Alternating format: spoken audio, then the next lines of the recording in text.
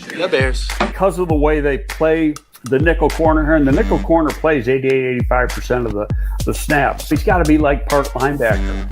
The Bears. When you're in a scouting room, there's going to be differences of opinion. The Bears. Well, you're looking at traits. And remember when he tested very, very well. The Bears. Greg, why are teams wrong on quarterback evaluation so often? Number one, it's a hard position to evaluate. Former Bears scouting director Greg Gabriel talks football live every week on the Barroom Network. Also available on demand.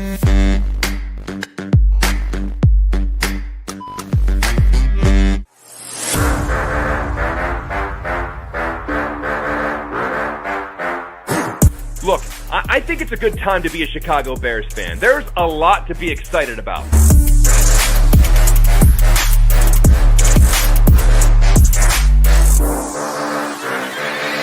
But let me tell you something. We are past the point of excuses.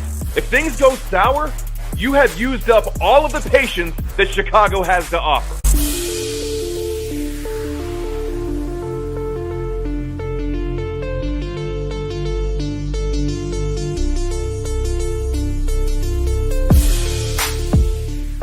The following program is rated TV MALV. It contains strong language, violence, and nudity. It is intended only for mature audiences.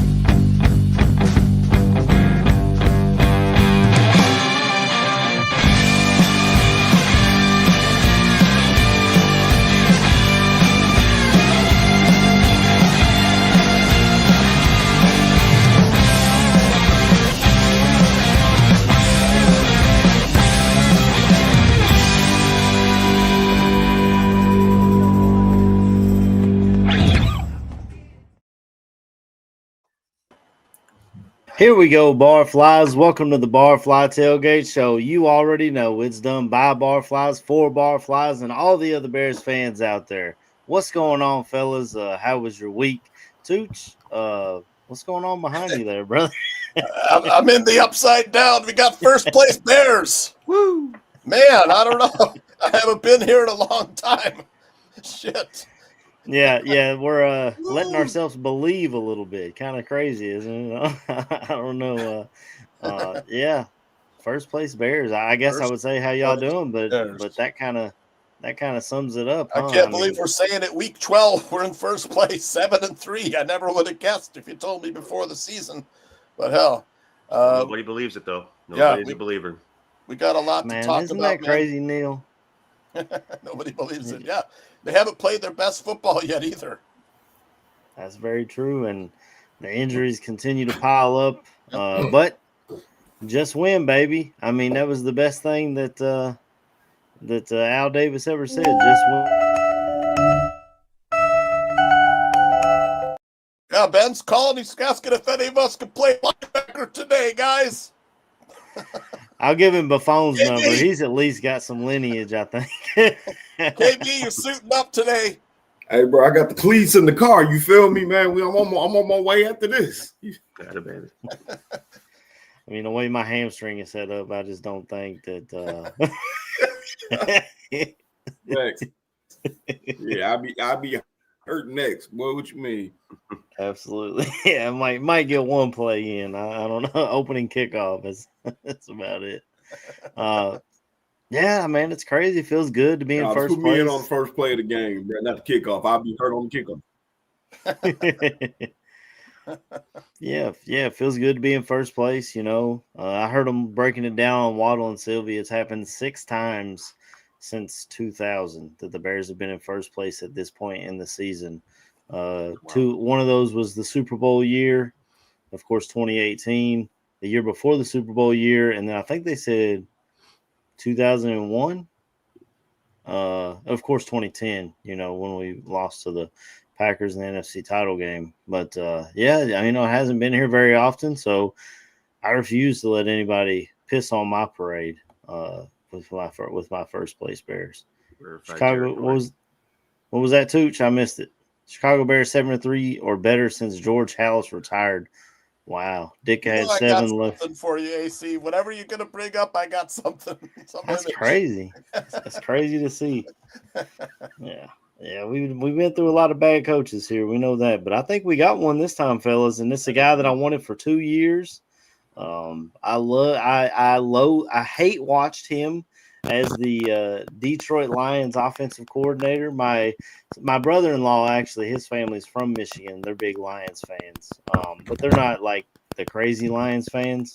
They're pretty down to earth. But even he was like, "Hey, man, that's good for y'all," and he said it looks good on us too because that's a guy who was grown through our system under Dan Campbell. So it's given them a little bit of hope that they can try to find that again. They're going to be picking our coaches in a few years, looking for guys from our staff for, positions around the league, head coach and other. And since the Steelers hired Mike Tomlin, the Bears have had, I forget how many the number is, but Tressman, Fox, Nagy, Eberflus, and Tom's still there. So, a lot of staying power. They've had 3 coaches in the Super Bowl era, I think, total. Yeah. Noel, Coward, and now Tomlin. Yeah, the Steelers, they hold on to their guys for sure. I think it's what a lot of Bears fans said when we brought in Claypool is if the Steelers give up on you, I don't know. But, I mean, George Pickens, they gave up on him, and he's kind of balling out in Dallas right now. So. I guess it just depends on how it works out. But how was y'all's week, Neil, man? How you doing, brother?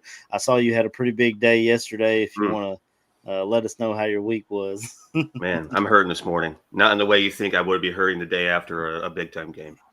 But obviously coming to you live from the beautiful home studio in South Bend, Indiana, where just yesterday we witnessed the historic ass-stomping of a Power 4 ACC school. I don't think I've ever seen a more dominant quarter in my life of football. Regardless of level. Well, it was like there's some high school games that get out of control, but it was 35-0 at the end of one, and the first play of the second quarter was a rollout to Will over there in the corner. Got him a nice little Senior Bowl tribute, or a senior game tribute touchdown, which was awesome. He's been kind of quiet the last few games. So 42-0 with 15 minutes and 4 seconds gone by in the game.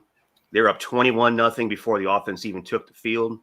Once the offense took the field, they put 2 touchdowns on the board in 5 plays. Love had another masterful day, 8 carries, 170 yards, and 3 scores. Jadarian Price on senior day got a nice big explosion score where, he went basically untouched through the entire Syracuse defense. It was just an electric time, man. It was an absolutely electric time. Ate way too much, drank a lot, smoked a victory cigar. My voice is sore. My knee is swollen. I look like shit. It's rock and roll, man. It's Victory Sunday, but also Bears Game Day Sunday. I love it. It's rock and roll. Let's get into it. Absolutely, man. It was 20 scouting report on Kenny Minchie. Neil. I like the kid, man.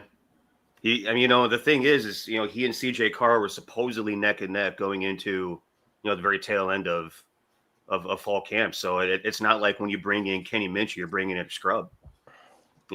He's an actual dude. The only thing you worry about, me and my cousin were talking about last night is, he asked me, it's like, what do you think the chances are that Kenny Minchie goes ahead and puts his name in the transfer portal in a couple weeks?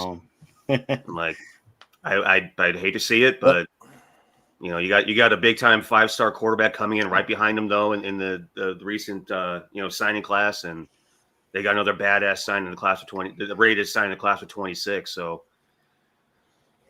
did you guys hook up at all? You two, KB and oh, brother, man, I we had family stuff going on yesterday, man. So was doing that all day yesterday. Yesterday was a fast and furious day. I didn't really get a chance to reach out to anybody. Yeah.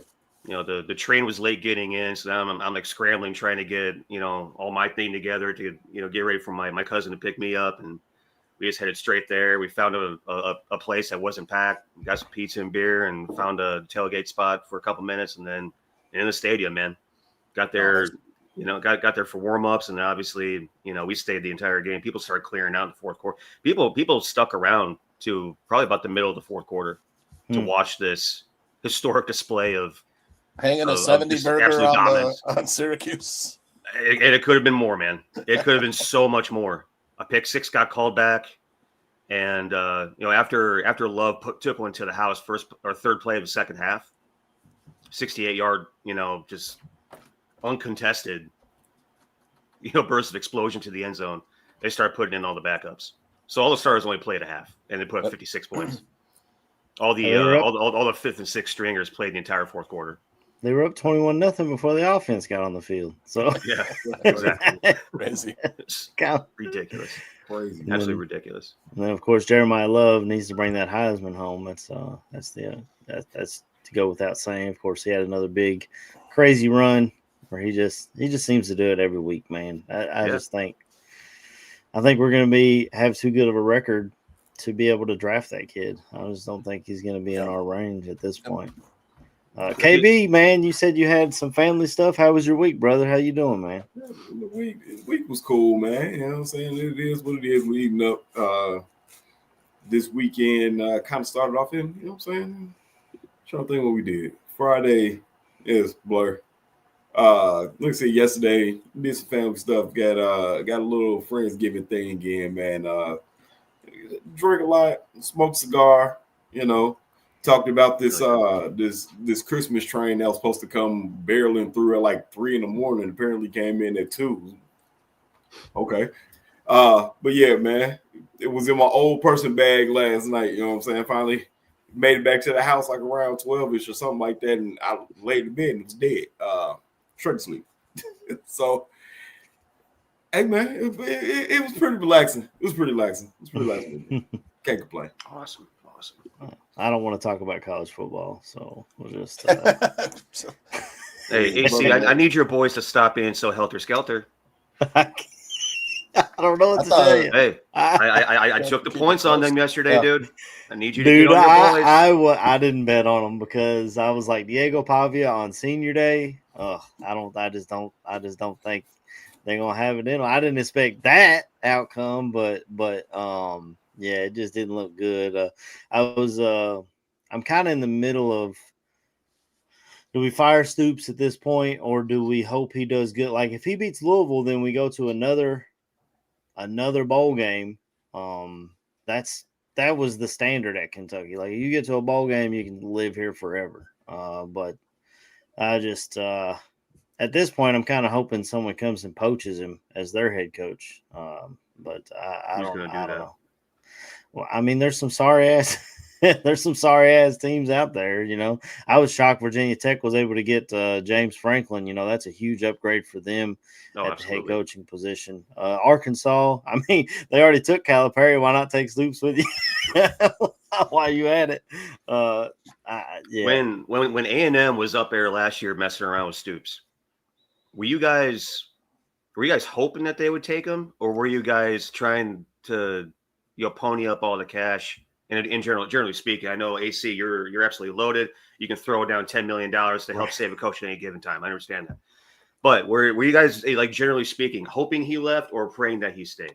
To be honest, for the last couple of years, we've been. I appreciate what Mark Stoops has done here at Kentucky. He's done things that I never thought possible with this football program. For whatever reason, no head coach in history has found out, hey, we could just go up here to Ohio and get the guys Ohio State doesn't get, and you still get pretty good players. Now they're going up into Detroit and all those. They're getting good players out of a bunch of different states. But I'm not a fan of his style anymore. And I feel like ever since the NIL and transfer portal started, he's just complained about it a lot, like Saban did, and like a lot of those guys that just quit and just retired You know, they've all they didn't like the way it was going, and I feel like he's in that same boat.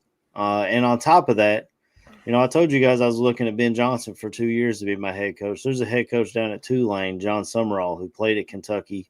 You know, that's the big thing with Vandy is Clark Lee's going to be there for a long time because he's from there. He played for Vandy. So it's easier to have someone from your alma mater stay than it is someone who's not a Wildcat. And I worry that we'll lose John Summerall to an Auburn or to maybe an Arkansas or somebody like that if we don't pull the trigger. But a lot of us at that point were just like, well, go ahead, man. If that's what you're going to do, go to Texas A&M. And he was like on a flight on his way down there, and it was a freaking mess on X that day. But it seems like A&M made the right choice going with Elko because he's got them front and center in the playoffs. They got a good toughness, and apparently the big thing that I keep hearing is the strength and conditioning coach down there at A&M was at LSU under Saban and under what's the name after Saban left?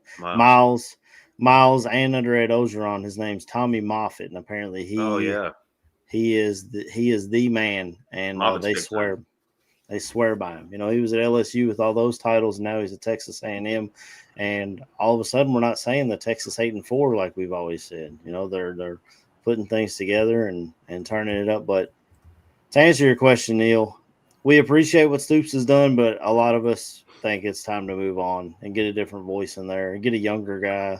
I would love John Summerall. If I can't get him, I wouldn't mind having Will Stein from Oregon. He's a Lexington guy. Went to Louisville in college. Apparently he grew up a Wildcat fan, never even got offered by the Wildcats, so he went to play for Louisville. Can't do that. But I just think it's time to move on. And after a showing like that, I mean, Mark Stoops is the longest tenured SEC head coach, and he puts up a game like that against Vanderbilt with a bowl game on the line. It's just it's unacceptable. But we're not here to talk about played competitive ball the previous X number of weeks as well. You know, we beat the hell out of Florida. We beat the hell out of Florida, competitive against Texas. Probably should have beat Texas if we're being 100% completely honest here. We only lost by a touchdown to Ole Miss, and Cutter Boley wasn't even the starter at the time. I don't get it, man. His buyout, he's got the best agent in football. You know, all these other coaches, they got their buyouts that get paid, and wherever they get paid, the next place takes out of it. No, Mark Stoops' buyout is $37 million due within 60 days of his firing. So, and that's really the question within the question is that you can hope and wish and dream, one thing, but do you have the resources to be able to execute it? Right. You know, that becomes the $34 million question. And in this world that we're living in with NIL transfer, that money that you're paying to make that coach not be your head coach is taking away from resources of players on the field. You know, you got to still build a roster. And we don't have millionaires falling out of trees like they do down in Texas with all that oil money. We got horse money, I guess, maybe a couple of those guys. I don't know. Yeah, those guys got cash now. Yeah, they definitely do. But we'll move on. We'll talk about the game a little bit from last week. Bears win another thriller. I don't know if my heart can take this, fellas. If I was a guy with a pacemaker or something, I feel like I'd be on my last legs. It's a week in and week out basis, and I continue to say this. Never in my Bears fandom have I been more confident in my quarterback to go down and win me a ball game when he needs to. He didn't have a great game. Devin Duvernay coming out of nowhere. I was complaining about the special teams, and I guess I should get off Cairo's back a little bit. He did nail a game winner, but he still missed a 45-yarder. But, special teams overall wasn't great. We gave up the big punt return that gave them a chance to score, to even make it close. So it was a really topsy-turvy, up and down special teams type game. The offense, I feel like we're getting down there, and so many times, the Iceman. So many times we get down there and we got to kick field goals instead of going for touchdowns, and it's coming back to bite us in all these games to where a lot of these games wouldn't even be close if we could pull out early when we're up. Yeah, I did see that too. Crazy stat. That is wild. But the thing about Cairo, we have no more indoor games on our schedule this year. Everything's outdoor, and it's getting cold. He says he's a cold weather kicker. I guess Kansas City gets pretty cold too. Jake Moody's a Washington Commander now, though, so it doesn't matter whether I wanted him or not. I don't know where you're going to go find a guy. I believed in Jake Moody, but I guess Cairo's our dude. And if he makes me eat crow, I'm from Kentucky. I'll fry it, buddy, and I'll eat that crow right up. Yeah, the Cowboys have a kicker that you get across the 50-yard line. I don't even know if you got to get to the 50. Yeah, I mean it changes the game a little bit. Having someone like that on the team.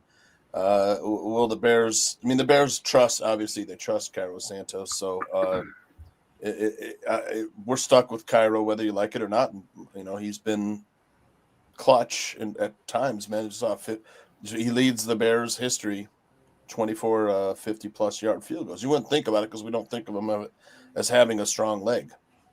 Yeah. Yeah. He had a 54-yarder last week, though. So that was pretty cool. Four for 5 on field goals. I mean, the special teams has been, a bit up and down this season, but the Bears did sign a guy. I don't think they elevated him today. When Jalen Reeves-Maybin was a Lions player who was a special teams ace. Yeah. I'd like to, if I expect him to be elevated soon, just to shore up with special teams, especially since they put Roschon Johnson on injured reserve. Isn't that crazy? Big special. I think we've seen the last of Roschon, which is sad. When we drafted him, I was really excited to have a power back, and he just can't stay healthy, man. Do not expect a dude that we regard as such a Tommy Toughnuts type of tailback to be this much of a glass man. That's a wild thing, man. Yeah. Yeah, it's crazy. The injuries. The Bears' toughest opponent this year has been the groin injury, Aaron. But what are we doing with these groins, boys? What are we doing with the groins? Too much, what's the Key and Peele skit going on? Yeah, Tremaine went on injured reserve. So that's crazy. He's gone for 4 weeks. It's injured reserve. I thought he was just hurt for a game. Short-term injured reserve. Put him on our minimum 4 weeks. We thought there was a shot for Jalen to come back this week, which was crazy when I saw full participant in practices this week. But if you want to flash the injury report up there too, let's do it. I'll just go through it real quick. So we got with real quick on Johnson and Gordon with their practice windows opened. That's obviously good news, but the bad news is that after today, it's a short turnaround because we play the Eagles on Friday, guys. That's absolutely. They're not activating Johnson and Gordon at all because of the short week. I would imagine. You don't think they'll be activated next week? Yeah, I do. I don't think this week. That's why they didn't. Oh, yeah. They didn't activate them this week because of the short turnaround. I'm just guessing. Yeah, I agree. So we got, like you said, Edmonds is on IR. TJ Edwards out again, which if he's missed 4 games now, you probably could have put him on IR. Is it 4 games today, or would that be the Friday game? But he's close to where you could have put him on IR and saved a roster spot. Noah Sewell, who's been he's been a guy that we've leaned on more than we thought we would. He's out this game. Homer and Johnson are both out as well. So you're short at running back as well as linebacker. And like you said, Kyler Gordon and Jalen Johnson have both been I believe the latest that I saw is that they are out as well. So Theo Bennett is questionable? He was a full participant, though. Okay. What? Yeah, he had some injury. I don't remember what Theo's injury was. Any of you guys remember? I mean, it says quad, but who knows what? Quad. It was a quad injury. You're right. Yep. Is it a strain? Is it a pull? Is it a? He got it in practice too. It happened in practice. Jeez, can't have that now. Fushizi talking about Pittsburgh having that tank of a tight end. Darnell Washington, former Georgia Bull, 6'8", 311 pounds. He is So he listed did as confirm the weight. He said he went on Almond Ross St. Brown's podcast, and they said, "Come on, man, what's the weight at?" And he just told them, "I'm tilting the scales at 311." But the crazy thing is, even at that weight and that size, the guy can move. Dude, He's not just a blocking tight end. He can move. But they, I guess they talked to Tyreek Stevenson about him because Tyreek, if you remember, played at Georgia before he transferred to Miami in college. So he was like, "Yeah, I was a teammate with Darnell." He was like, "There's not really a technique you can do. You just gotta whatever it takes to get that guy to the ground." And he's been a guy that Rodgers has, I wouldn't say leaned on. He still loves DK Metcalf, I think, the most, but he's kind of been taking a lot of those reps at the tight end position. And doing what he can, the most of it. And now that we're out linebackers, that tight end position becomes even bigger to try and defend. We got some breaking news. Oh, snap. I don't have a sounder for it. Breaking news. Jay Cutler accused of breaking into ex-Kristen Cavallari's house last night. Come on, Jay. What are you Also, doing, dog? Kyle Long said he broke into his house one time too on a podcast recently. Yeah, but he did it as a leadership thing. He said that they went out the night before and they'd been drinking all night. And he's like, I wake up at 6 a.m. and Jay's in my living room. And he's like, but she said I just got to make sure that you're here for the workout. He broke into her house. He also had the DUI recently too, and served us a short sentence. Hey man, it's something in the water for old quarterbacks because Mark Sanchez is out in Indianapolis getting stabbed, and hey man, these boys out here wilding out, man. I don't know what it is in the water. Hey, the thing with Jay though, he lives in Nashville. I think if you live in Nashville and you don't have a DUI, you're the oxymoron. But that might be on fact. top of that, when he got that DUI, he had a handgun on him. And they said, well, I guess you can, I don't know if they're open carry in Tennessee. Like here in Kentucky, if you have a driver's license, you can carry. Yeah, Indiana, the same way we are open carry out here. So I'm assuming Tennessee's pretty close to that.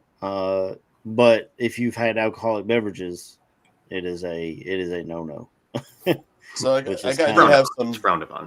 do have some roster news as well. Like go ahead, dude, hit us with it. This article's from about a half hour ago. We heard Tremaine Edmonds on injured reserve and Roshan Johnson injured reserve injured, and elevated Britton Brown, running back and linebacker Carl Jones Jr. to be active roster. Also elevated Nikola Kalinick, offensive lineman Jordan McFadden for the game. Anybody know anything about Kalinick or Jones Jr.? No clue. Yeah, I believe that particular Baltic gentleman is pronounced Kalinic. Kalinic, if I could guess. When Jones Jr., the linebacker? Balkan. Jones Jr. is a linebacker, yep. Yeah, he was the one that caused that fumble in that one game. Preseason? Was it Commanders game? Oh, he's been active this year? Yeah, he played this year. Oh, okay. I was trying to look at the depth chart yesterday, and I know it's Amen Ogbigba or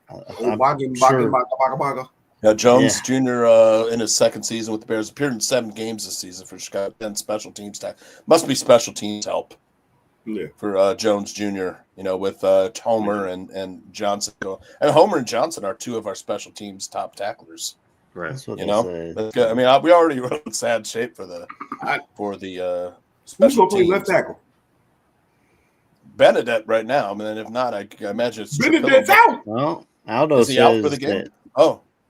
Aldo says Cutler did not break into his ex-wife's home. Wow. Okay. Jeez, Tooch. What was that news? Was that a parody website? This is the Daily Mail. It might have been that 27-4 Sports that you hit up sometimes. No, they get me sometimes. This is from the Daily Mail. Hey, come on now. I don't know. I'm just going off what Aldo's telling me. Or maybe it wasn't last night, though. He's right. It could have been earlier. Hey, man. That's a misleading headline. It's deer season, man. I feel like Jay should be out in the woods. It's hunting season now. Jay Cutler probably sitting there like, yo, what? Yeah, how am I catching strays hunting deers, bro? Mind my business. Very soon it won't be Ben Johnson calling him Cutler. Ding, ding, ding, ding. Teach off the show. Cutler play linebacker. You call him back. Hey, we seen him run over some linebackers. Jay didn't care. I was gonna say, man, somebody tweeted that Lance Briggs asked me if he was gonna suit up, and he posted the emoji. No.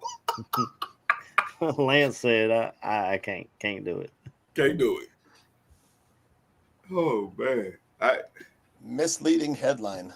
Oh, so they were talking about the Kyle Long thing. Yeah, but they put Kristen Cavallari, Man. Media. Hey, media. Man, like I said, boy, Jay come out here catching strays, man. Yeah. Jay out here waiting on a buck to come walking out. Yeah, like, hey, get the phone call. Bro, somebody said you broke into Christian house. I can't stand that bitch. Why would I break into there? I got some Nikola Klinic spent each of the first 12 weeks of the season on the Bears practice squad. Signed prior to the start of the regular season, he's appeared in 9 career NFL games for the Colts, the Rams, and 7 games occurred when he was with the Colts, logging 2 starts at tight end. From this is a guy that we signed today? He's on our practice squad. We elevated him to the okay. Yeah. Says he played in York University in Toronto and then played in the CFL as well. Is Theo Benedict officially out? I didn't see that. I don't have him. It just said questionable on the injury report. That says questionable, but let me see if I can find anything. I was going to say the injury report y'all showed said he was questionable. Should be out any minute. That's some scary shit, man. Yeah. Braxton Jones is already on IR. You can't pull him up. So would they in that particular scenario, would you flip Darnell right to left and put Trapillo in at right, or next season? I wonder if they'll. I think you would put Trapillo in at left because Darnell has not taken I'm assuming has not taken a rep at left tackle in years. Could you see the Bears extending Darnell right in the offseason and moving him to left tackle though?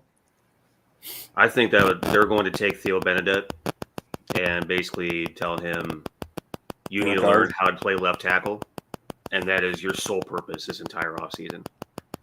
Take your time off. When you come back, you're taking left tackle pass sets for the remainder of the offseason until we get to camp. Because if you get that shit figured out, man, that's not a high pick you using on that position. Right. If they draft him for his capability to do so, then all it comes down to is the mental preparation and the reps taken. That's all that shit is. My left tackle plays for Alabama this year, so we'll just have to wait on that one. It does not say the Bears have designated. Falling in love with Caden Proctor, Tooch. Designated as out only for the Bears so far: Edmonds, Roshan Johnson, Edwards, Travis Homer, Jalen Johnson, Kyler Gordon, and Noah Sewell. That's 7 in active. Just the starting defense. I don't have anything on the Steelers. Matthew Fotizi's got a good super chat here. It says, do you guys want to beat Rodgers or fuck that? We'd rather face Rudolph. I heard him talking about this on the radio all week. Yeah. Mm-hmm. And I want Rodgers, man. Maybe it's the meatball fan in me, and I know he owns Chicago, but I just want that shot. Like, if not now, when? You know what I'm saying? Like, if he retires after this season and we just finish off, never having the last laugh or never doing, you know what I'm saying? I want Rodgers. I want to play the best players. And if you beat them with Rudolph, all the naysayers that have been saying, yeah, the Bears are paper tigers, they're 7-3, but who have they beat? They can point to this again and say, yeah, y'all beat the Steelers with the backup quarterback, even though said backup quarterback looked just as good as Rodgers last week against the Bengals. I mean, but that's the Bengals defense, though. Right. You sitting there talking about the backup quarterback. Hell, we playing the damn preseason defense. I mean, You have no starters outside Right. of the D line. None. Like, I mean, yeah, Kevin Byard, but I mean, dog, this ain't a good right now. This ain't a good look going into this game, bro. Like, That's what Caesar said. I've never sat here and said that I'm looking at a game this year and like we're not gonna win. This is one of those games. I don't know how. It's one thing to say, hey man, you know we're good enough to overcome not having Jalen Johnson, not having what I'm saying, Gordon, not having Dio, whatever. But no Edmonds, no Edwards, no, you know what I'm saying? It's starting to get to be a lot, brother. It's starting to get to be a lot. And that's for a defense that was already giving up points, bro, that's a lot to ask. That's a lot to ask. It's a lot of injuries, man. You have to look at the strength and conditioning at some point. Thank you.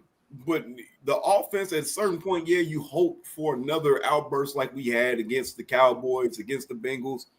But this is the Steelers defense, man. This is TJ Watt and them boys, Herbig, all these boys coming that love to rush the passer.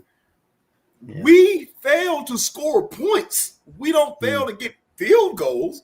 We fail to get touchdowns. I don't know, man. And you want Keith to play Spencer's Rodgers out for blood over here.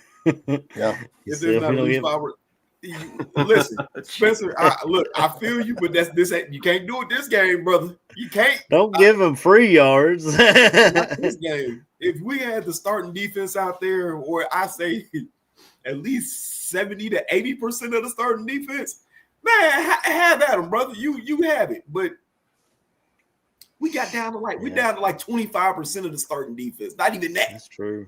I mean, I'm you got just saying, Nashawn bro. Wright, and who else is it? And Tyreek Stevenson in the corner. Mm-hmm. You got your starting safeties. I love Chauncey Gardner-Johnson. I don't know if they're going to play him a hybrid safety corner linebacker role today, or what the plan is there. Today, that would be my idea. Maybe Hippolyte your starter at linebacker. It sounded like Hippolyte and Jackson. Yeah. You said what? It sounded like DeMarco Hippolyte and Jackson. Jackson were going to be the two starters in the second level this week. Listen, but I only had that idea if you had Chauncey Gardner-Johnson as like, bro, I don't know. That's the way Dennis Allen used the Honey Badger down there in New Orleans. He'd move him all over, play him all over. So Fo Cheesy, he said, KB, you want Mason? I want wins. And if playing Mason gives you the better chance to win right now, yes, because you don't have your starters. That's a lot to ask backups to do to beat Aaron Rodgers. That's a lot. Like I said, I just want a dub.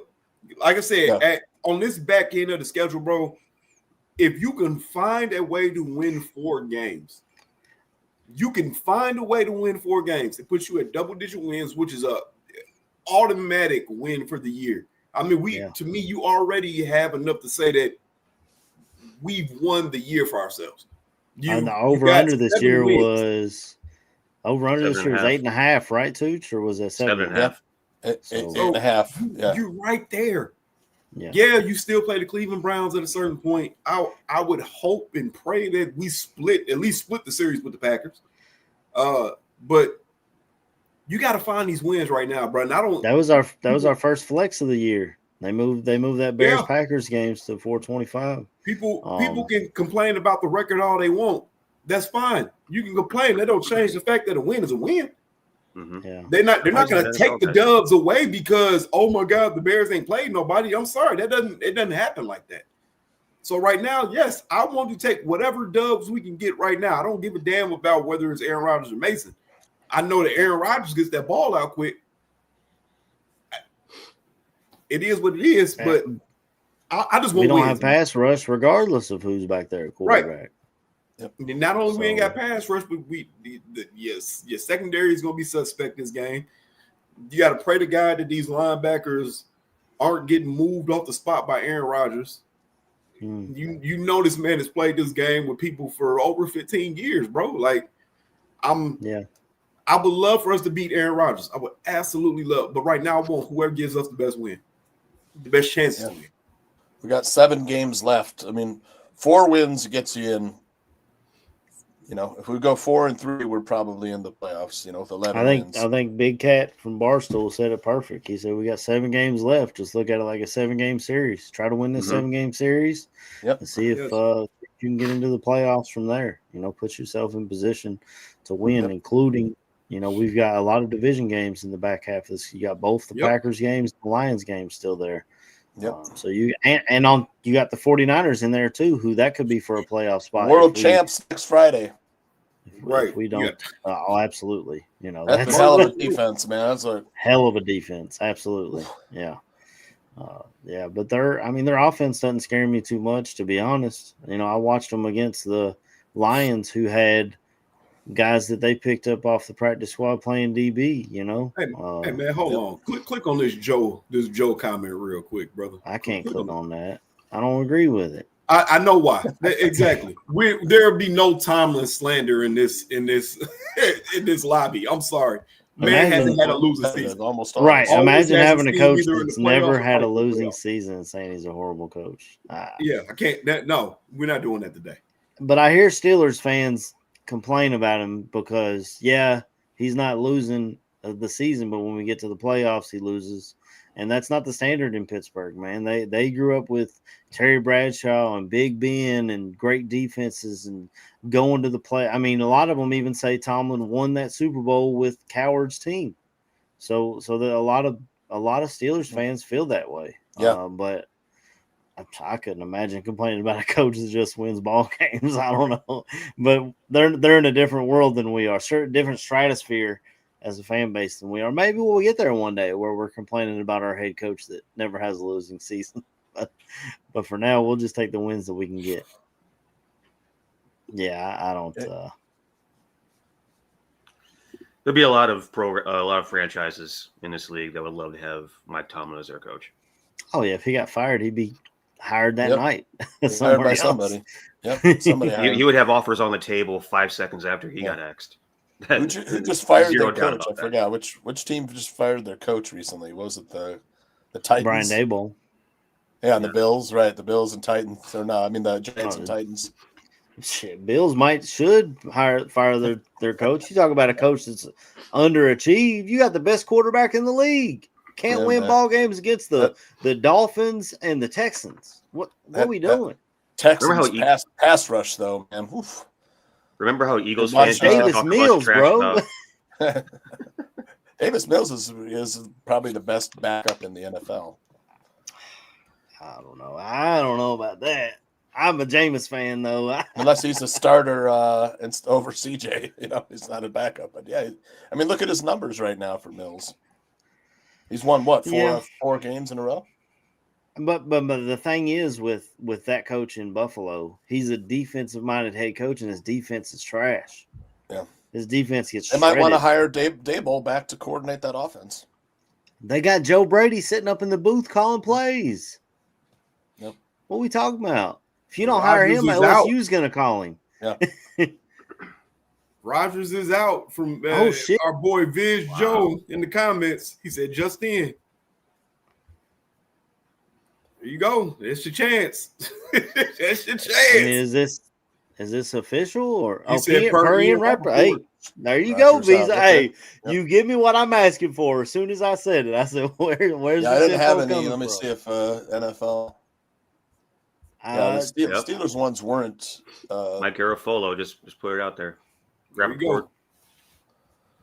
So I mean, I put it out on Monday. I don't share a whole lot on Facebook, but when I saw that come out, Adam Schefter said he was questionable to play. I was like, if I know Rodgers, his hands got to be off for him to not play this week. I mean, it's Flex said he's scared of. Hey, he must have been in the chat and saw our fan base talking about let's rush 6, and I want all these roughing the passers and all that stuff.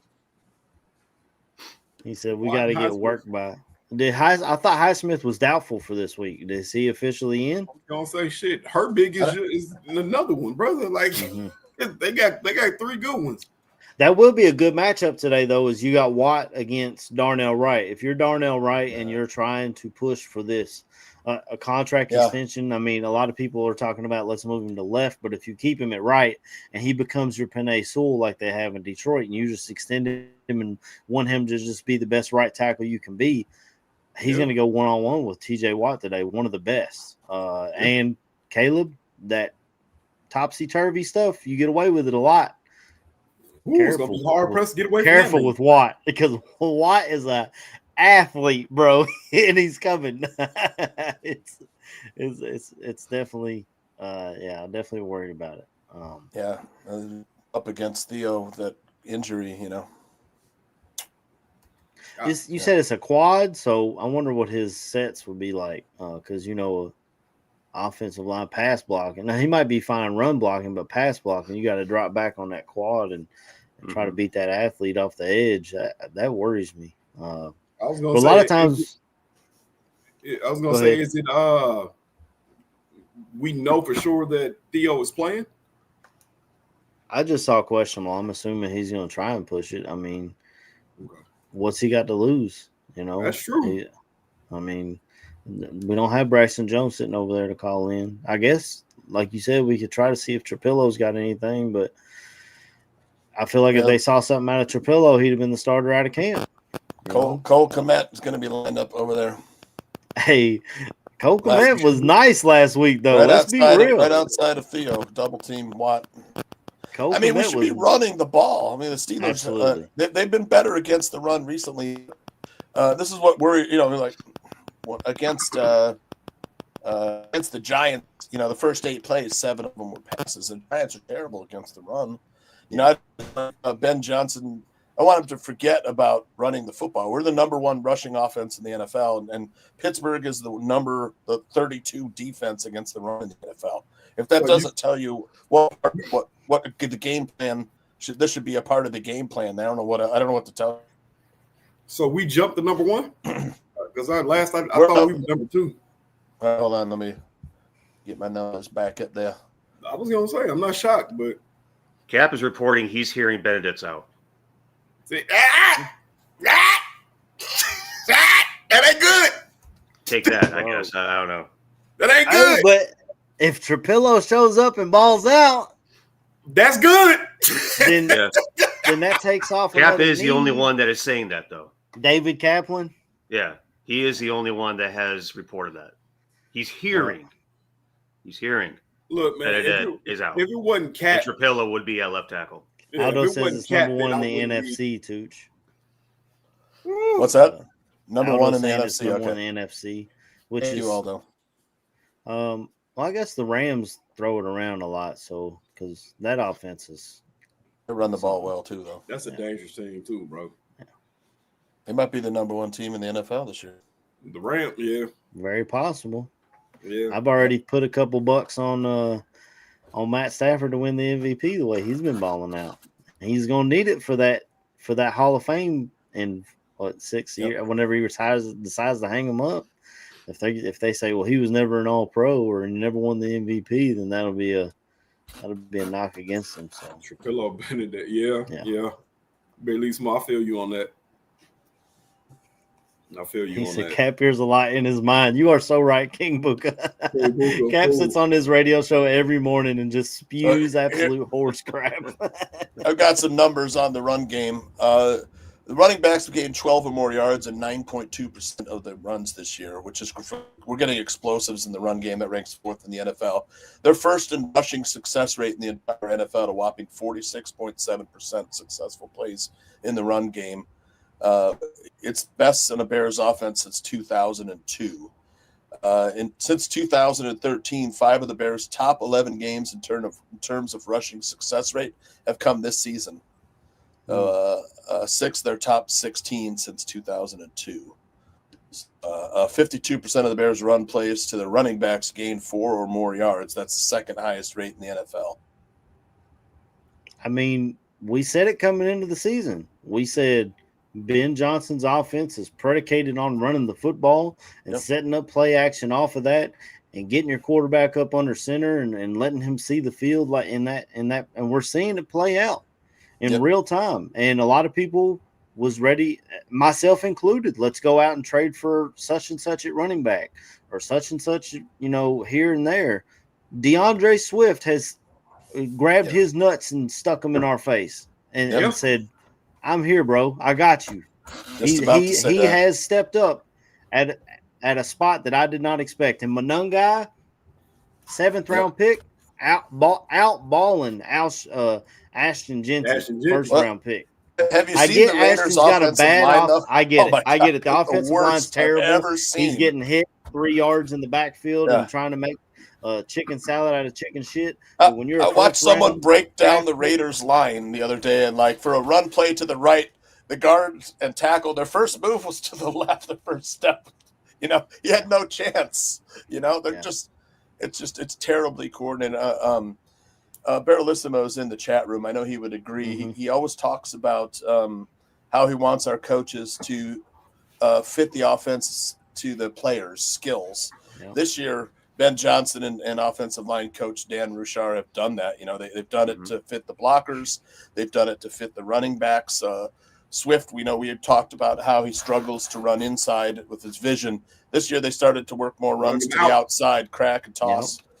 So you get Darnell Wright out there on a safety, and you get Swift dropping the damn shoulder, bro. I don't know if it's Monungai having that one big game that's motivated Swift to be like, I can run dudes over too, or what it was, but he's out there doing it, bro, and I love to see it. I get excited when I see hard smash mouth football because we so often don't see it anymore. Yeah. So it fires me right up as a former linebacker. Don't call me though. I'm only 5'8". I can't play in the NFL. Swift is looking for more money, KB.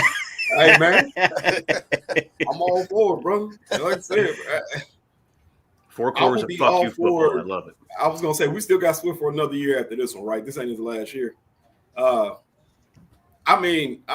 ride that contract out. And that's how I feel at this point. Yeah, you can still draft somebody if you want, you know what I'm saying, and bring somebody in. But I would love to see them get another running mate. You know what I'm saying? Because I don't ever want to see Travis Homer getting another handoff. How did he not get the face mask call? I don't know. His helmet's sideways, bro. I know. What are we talking about? Ref right behind him.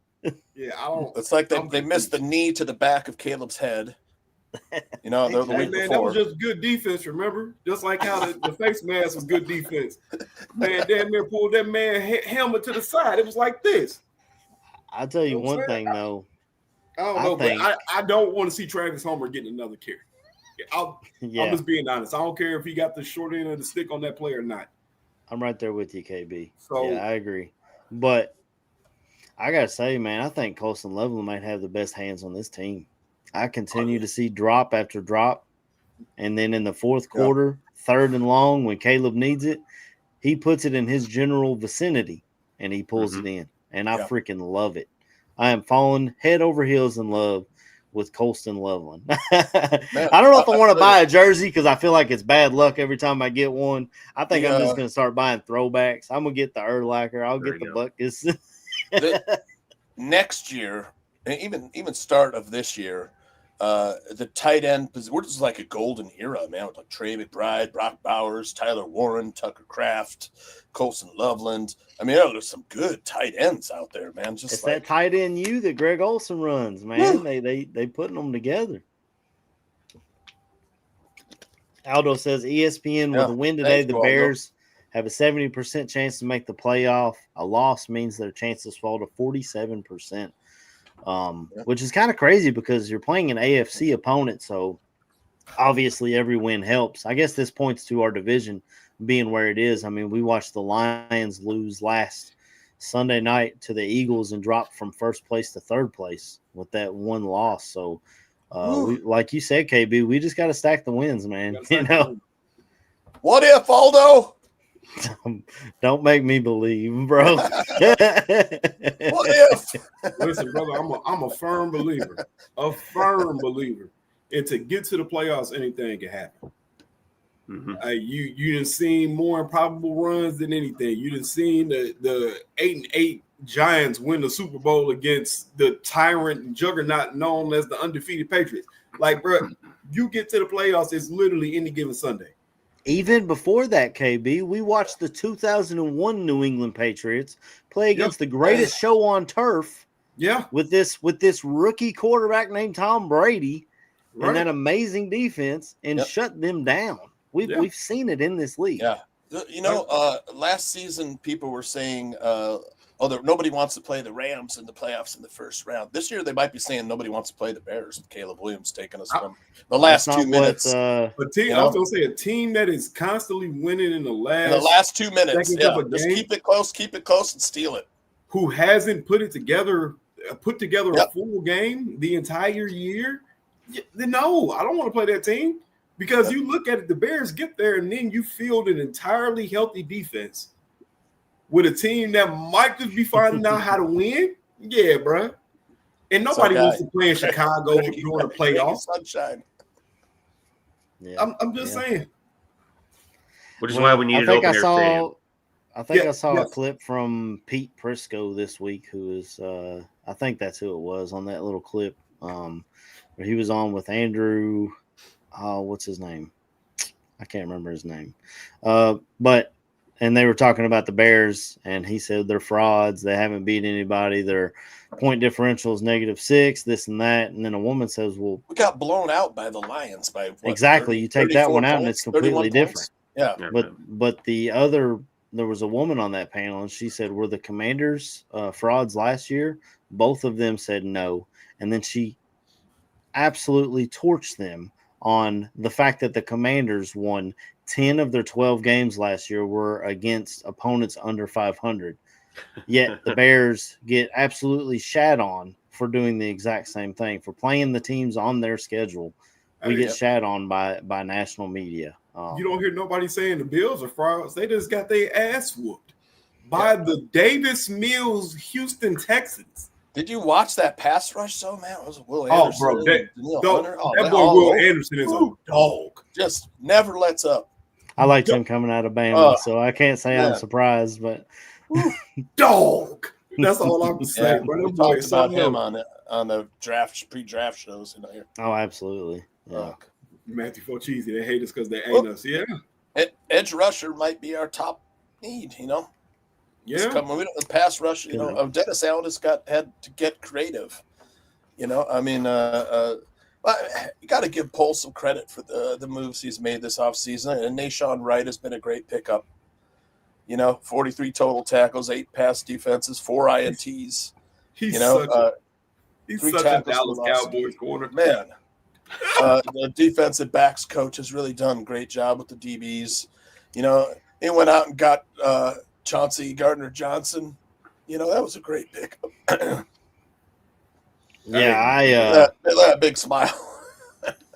I'd be a lot happier if he wasn't our CB1, though. He's fine, but him having to step in and be the top dog. Yeah, next man up, I guess. But it's you can knock him for the Deo injury. Looks like an overpay, and he's going to be recovering from an Achilles. That's tough. So I mean, with that one.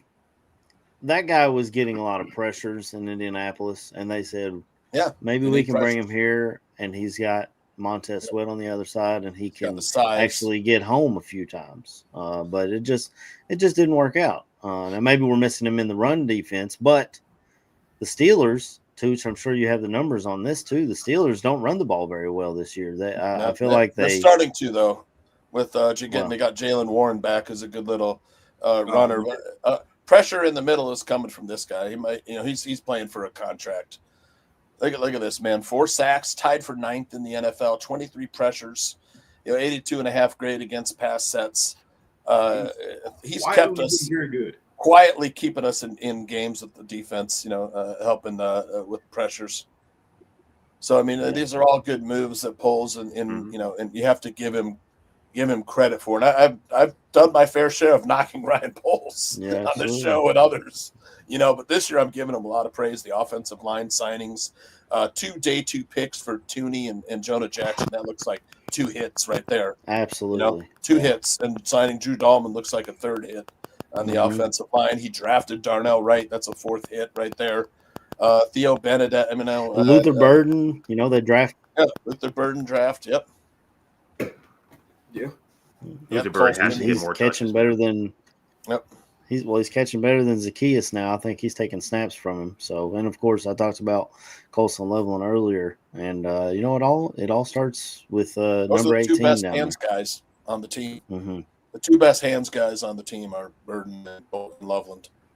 And Odunze's had some drops, and that wasn't a knock on him coming out of college. He had good hands. And every scouting report, he was not known for dropping passes. He had. I don't think he had that many drops at Washington.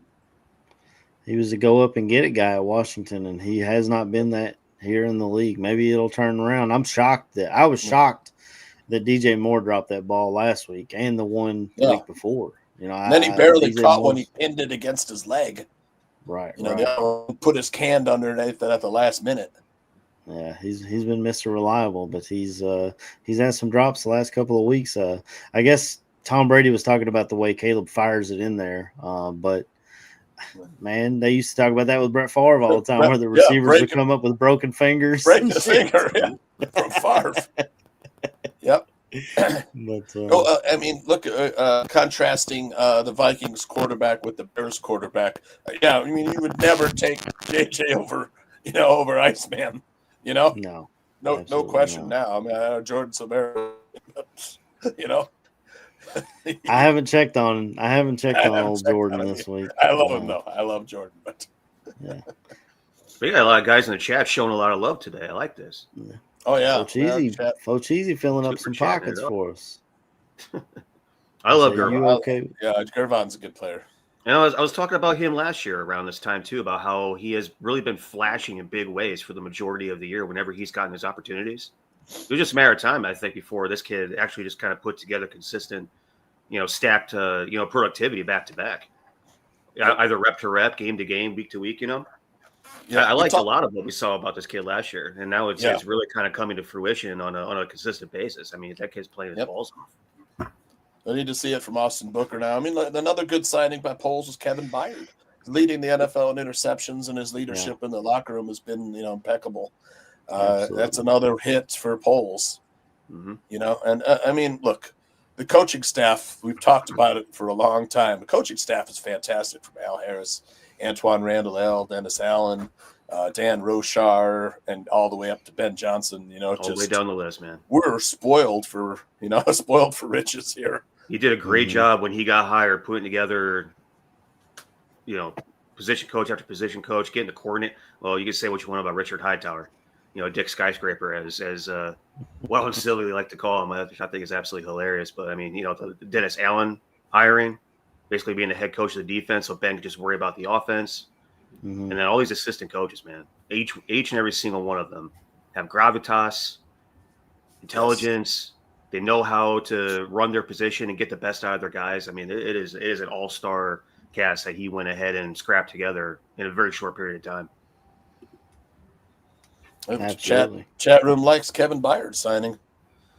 Yeah, I mean, I think he's 31, so that might be his final extension. But he's proven, like you said, Tooch, on and off the field to be such a leader.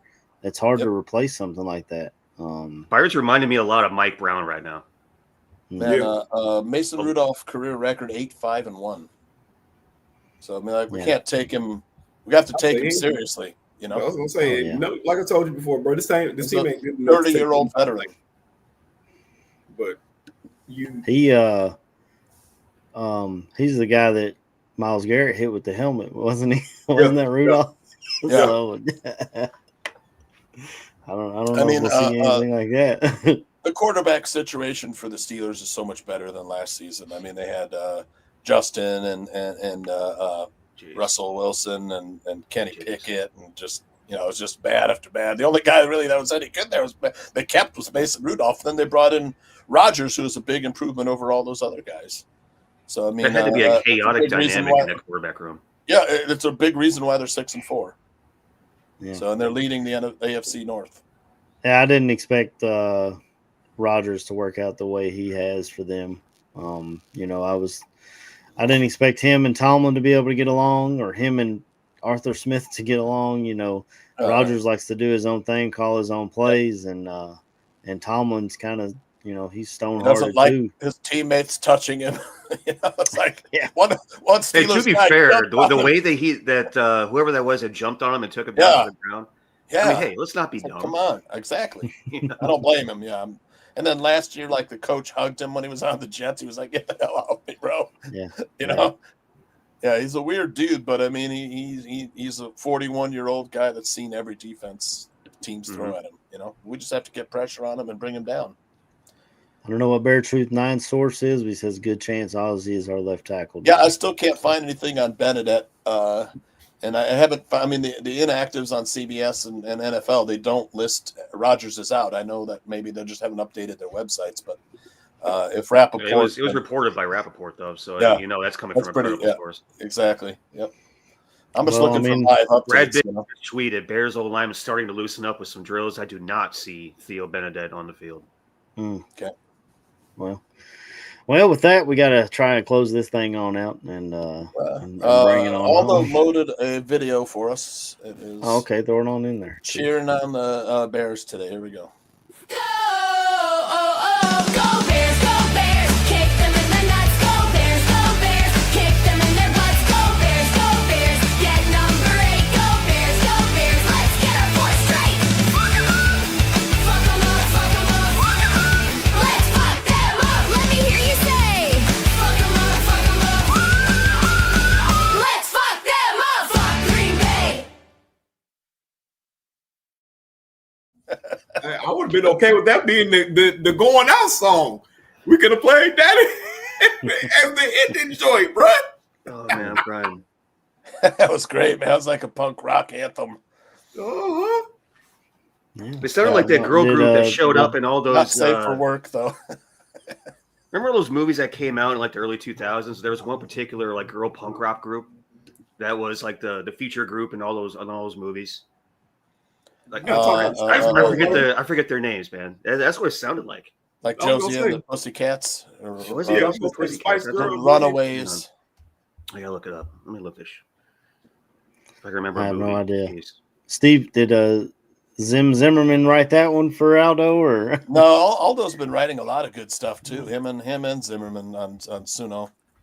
Zim's getting him in his creative mode, huh? Fantastic music from those two. Just unreal. Well, it is 11:09. We got to try and close this thing out. If you want to start us off, Tooch, I'll go down and around. Yeah, I got a few things here.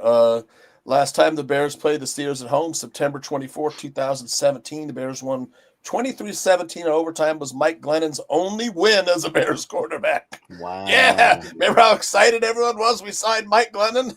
No. That was the last time I remember Bears Steelers was when the referee backed up into Cassius Marsh as he was running off the field, and they gave him. That was in Pittsburgh, though. Yeah, because we were wearing white. Yep. But well, lame. The ref backed into him, man. It's so lame. Then crazy. He throws a flag. It's like, what was the ref thinking? Ridiculous. He had money on the Steelers that night, I guess. Yeah, because we were kicking their ass that night. Definitely should have been investigated, man. Let me see what I have here. We got great work from the chat and Aldo and everyone. And then a fantasy football game right after this show in about 20 minutes. I wanted to ask you guys, where's that question I had for you guys? The Bears haven't played a complete game. Would you guys agree with that? Absolutely. Yeah, I mean, well, and then the penalties. I know we talked about penalties per game. Through week 11, we're 30th in penalties per game with 8 per game, and 28th in penalty yards per game with 64. But our last 3 games, only 5.3 penalties per game, and penalty yards per game only 36 yards. So they have made an effort on cutting down on the penalties.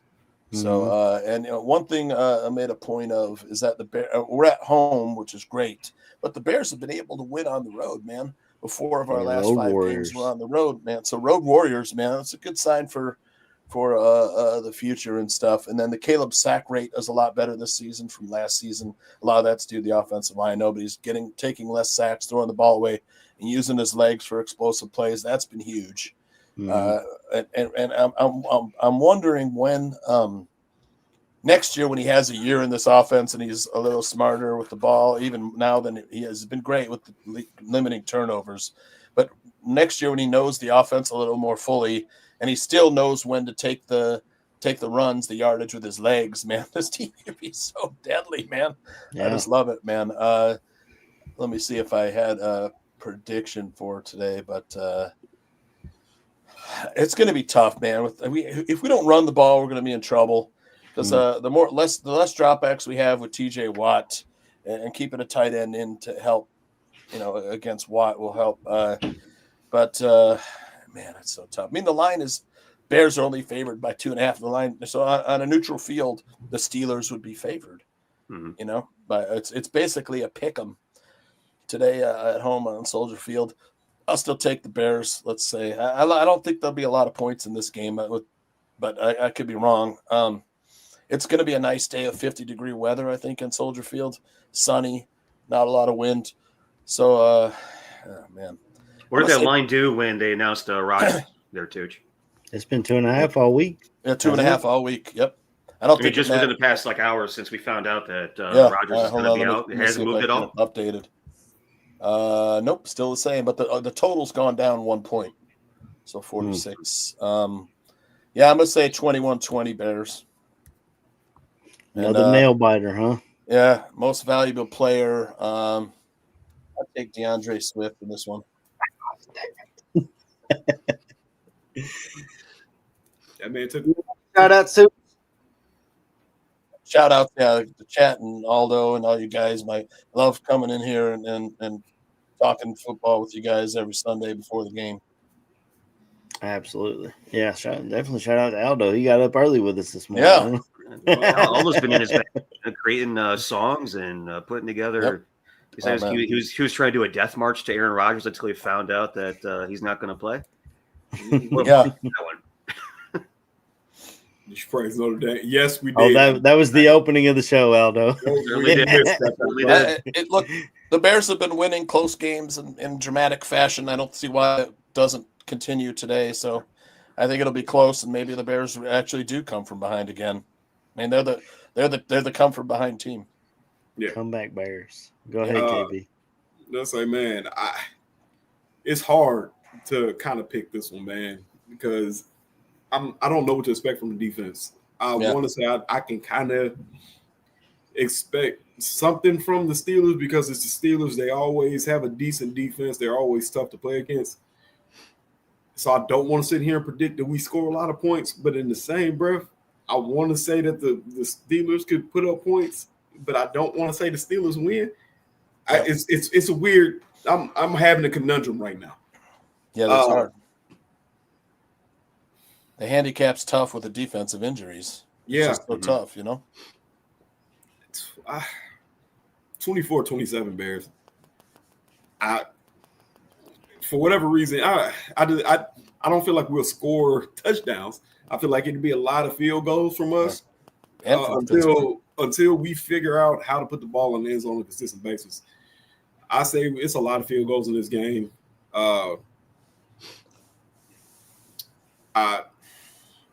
I'm not going to say that the defense stops them, but I say we're a little bit more opportunistic in this game, and we probably hit that 3 to 4 turnover mark that we've been hitting that keeps this game to look like the defense played decently.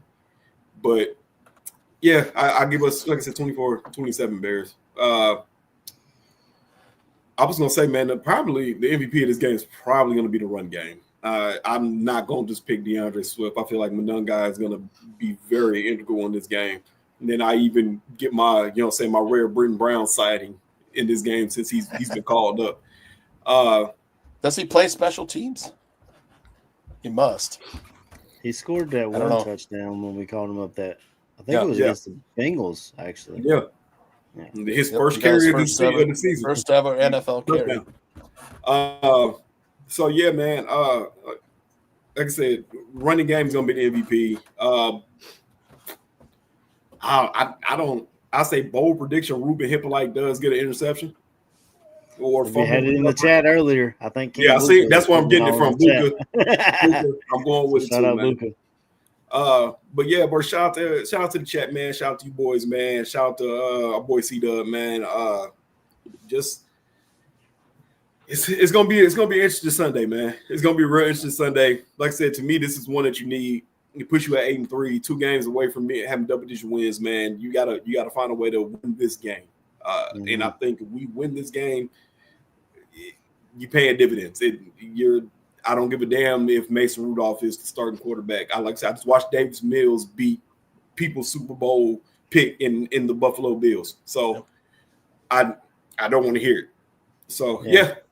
Shout out to y'all, man. Go ahead, brother. Yeah. Oh man, 23-20. That's what I got. 23-20. Yep. I think Bears going to cover. I think it's going to just come under the 46. I hate taking unders, but sometimes you got to do it. Yeah. It is going to be a beautiful day, though. I mean, it's beautiful on this side of the lake, at least. Bright blue, sunny skies. 51 at kickoff. Yep. It's supposed to be according to Tracy Butler. So, I mean, it's going to be a wonderful day for football. It has been a wonderful day for football for a few days now. We got, state championship games taking place in, Minnesota and Wisconsin over the past 3 days. And it's just been, I mean, for football nuts, the type of weather we got, high 40s, low 50s, sunshine, it's beautiful. Can't get enough of this. Most valuable Bear is going to be Dennis Allen. Because as banged up as this whole entire thing is right now, this dude is at a position to where he's got to start putting together some magical shit to make this whole thing cohesive, especially with the entire second level being banged up. He might be the unsung hero of the Bears this whole season with everything he's done. I mean, the way that he's had to sort of like crochet together a defense with all these different guys going on the injury report. Yeah. I think it was week 5 or 6. I talked about how fortunate this team is with how healthy they were. Yeah. You come out of the bye week and we didn't have a single guy banged up, and all of a sudden it's week 12. Wait, were we in week 12? Yeah, week 12. Yeah, we're in week 12, and man, that injury report is filling up. A lot of soft tissue injuries, a lot of tendons, a lot of pulls, a lot of strains. That's kind of a worrisome kind of thing. But I mean, it's also in the same breath, week 12, everyone's banged up at this point. Yeah. So I mean, it's just kind of like nutsack time. You just gotta drop your nutsack and grit through it. Yep. And speaking of nutsack time, let's hope we don't have a nutsack fourth quarter. Let's hope the cardiac carnivora have a nice proper lead to where we can sort of just kind of like ride this one out and cruise on to another win, even though I do predict it to be close because 5 of the last 7 wins have been overcoming a deficit with 2 minutes or less to go, which is a wild thing. That shows you the grit, determination, and the stick-to-itiveness of this team, I think. Yeah. They believe in the coaches, and the coaches believe in the players. Yeah, Absolutely. when the believe in each other. 100%. Everybody, trust yourself, trust your teammates. That's kind of one of the things that I think we had that kind of mantra when I was at Northwestern: trust yourself, trust your teammates. And these guys seem to be able to do that. Didn't look that way the first 2 weeks. Sky was falling the first 2 weeks, but all of a sudden, we just started ripping off wins, man. Yep. So, love it. I don't know about a bold prediction. I think if I was to pull something out, Ozzie Trapillo left tackle today, if that is the case, sort of along the lines of this team performing when the backs are to the wall and needing performances and needing wins and needing to come up with something. Ozzie Trapillo is the last man standing in that room right now to play tackle. I think he has a solid game. Hell yeah. If he ends up playing, I think he has a solid game because he needs to. Yeah. For this team, for this season, and for his job, I think he needs to come up with a performance that's going to make us say, you know what? I think he could potentially play left tackle. And he's going to spend the entire offseason learning how to pass set left side. So I think those are my 3 things. And that'd be And that'd be another mark for Ryan Poles because, they dogged him earlier in the season saying you used a second-round pick on this guy and he doesn't even play. If he can play that left tackle position and lock it down, then you stole a left tackle in the second round, Right. and we his don't have to worry backup's about first round undrafted pick free this agent. year. First round pick this year, we could worry about a pass rusher. We can worry about a corner. We can worry about hopefully, potentially, maybe even Jeremiah Love falling somehow in our hands. You know what I mean? And on that note, if it isn't Jeremiah Love, would not mind it being Jadarian Price. Would not mind that, and I think Jadarian Price might be there for you in day 2. Yep. So that's something to think about. And one of the conversations I was having post game with my cousin and my buddy, and that we camp out with for the 500, and he brought up a point that I've been saying all along was, there's people saying that Jadarian Price might actually be the better NFL tailback. Oh wow! And that harkens back to what I was saying a few weeks back was, the thing about Jeremiah Love is he's like a Jahmyr Gibbs. He's a Reggie Bush. He's a dynamic playmaker. Put the ball in his hands in any way possible, he's going to do something special with it. Jadarian Price has more of a proper tailback skill set, with also the speed, with the ability to go ahead and block, and the ability to do some damage with the ball in his hands in the return game. So he's a multi-valuable player in two different phases. They don't really use him in the pass game, so you don't really get a lot of those reps, because if you're putting the ball in someone's hands in the pass game out of the backfield, that's going to be Love. Yeah, but Price might be the better tailback if you want to go ahead and place a label on somebody. And the way the league's going, with so many teams going running back by committee, he already knows how to split carries with the star. And that's why Love and Price in that backfield is so dynamic, because you do have sort of a Montgomery Gibbs type of situation that you see in Detroit. You got a dynamic playmaker, and you got a guy who's a tailback. That's just kind of the way that whole thing was built, and that's the way that Ben Johnson, I assume, wants to go ahead and build this thing here. So that's got way off topic. That's just an interesting observation. Yeah. Anyways, those are my 3 things. Shout out to y'all boys. Waddy, I hate to hear that you're not going to be on the show anymore. That really sucks for the dynamics of the show, but do what you got to do, brother. Take care of yourself out there over across the pond. Shout out to the chat. Paisan just like dropping cash in the chat today. Yeah, man. Yeah, feeling festive. With Christmas season upon us. I see. Yeah, so that's awesome. Appreciate the gifts there, Paisan. Shout out to man. I just love being home, man. South Bend's awesome. Great to be back here with family. Gonna be doing it 3 more times before New Year's. Holidays are upon us. Season of giving, season of good vibes and good times, and lots of food and heavy drinks and hoodies and shorts and sandals. So hopefully we don't get any of this wicked weather, but it looks like it's going to be a very, very cold winter time. But with that being said, man, let's go ahead and bear down today. Let's get another win. This would be 8 of the past 9, or what are we at? I'm losing track, man. This is awesome. Rack points. Let's get win number 8. Let's get win number 8. Yeah, it'll be 8 of our last 9. Absolutely, win number 8. I was trying to look at the Steelers' past schedule because I want to say that the Bears have a shot to get a large lead in this and run away with it. But they haven't really – the Steelers haven't really done that. They lost to the Jets by 2 in week 1. The Seahawks kind of put it on them, 31-17. Then they beat the Patriots 21-14. They beat the Vikings by 3. They beat the hell out of the Browns, of course. The 2-point game against the Bengals. Packers beat them by 10. They beat the Colts by 7. Chargers beat them by 15. And then, of course, last week they blew out the Bengals 34-12.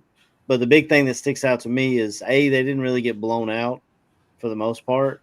And, B, against the Colts and against the Patriots, they turned them over a combined 11 times. So hanging on to the ball will be crucial today. I think, as you all said, running the ball will be the biggest thing to take care of today. And I did see highlights or clips from the Pittsburgh Steelers practice this week. They called up a practice squad wide receiver to emulate Caleb Williams' elusiveness. And I noticed a lot of the players on the defensive side of the ball for the Steelers, rather than going for the tackle, were going for the ball. So hopefully Caleb holds on to Take that that thing. ball. He's got a history of running with it loosely out from him, so they're trying to find whatever they can on tape to take advantage of it. But I think against all odds, the Bears win today. It does help not having Aaron Rodgers, even though Mason Rudolph is a reliable backup quarterback. He's still a backup quarterback. So I'm going to go Bears win this one 34-24, a 10-point victory. Cairo kicks a field goal to put it out of reach there toward the end in the fourth quarter. And we go to bed happy Bears. Well, I guess not to bed. It's 4:00. But we go eat dinner. Happy Bears fans. 8-3, top of the division still. My MVP. You guys have already took Swift in the running game. So let me go with Kevin Byard on defense. I think he might get him another pick today. And as you said earlier, Tooch, I love him on and off the field, the way he is such a leader for this defense. And he's definitely going to be tested today with so many guys out and new guys rotating in. It really tests your leadership on that side of the football. And we're certain Aaron Rodgers is out, right? Mm-hmm. They It say, just came over ESPN's front page, breaking news. Caleb's favorite player is Aaron Rodgers. So I mean, like, I'm sure he's going to be disappointed. You can kind of see it in the way he plays too, the way he takes care of the ball and escapability. Escapability, and when I see the arm talent now, he's got to reel that in a little bit. Caleb Williams is still overthrowing guys on those deep balls. Although the one to Rome, they kept talking about it last week. I was like, that's on Rome's fingertips. Like, I know maybe it's a little overthrown, but I don't know. Anyway, Bears win. MVB's Byard. Shout out to the chat for coming in with great points. Aldo, thank you for waking up with us. I'm always gracious of you giving me this shot as a podcaster on the Barroom Network. And obviously shout out to you boys coming on with me every Sunday, holding it down. Neil, you've been an excellent addition, and I'm sure we're going to talk a lot of draft this offseason and put your scouting brain to work on that. KB and Tooch, y'all are my brothers. You already know. Completely lost my train of thought. But emotional over there, AC. Yeah. Like, comment, subscribe to the Barroom Radio Network. Hit the notification bell to tell you when we go live. We got shows every day, it seems like. And Tooch is staying on after this to tell you about your fantasy lineup if you don't already have it set. Until next week, we'll just leave everybody with a bear down.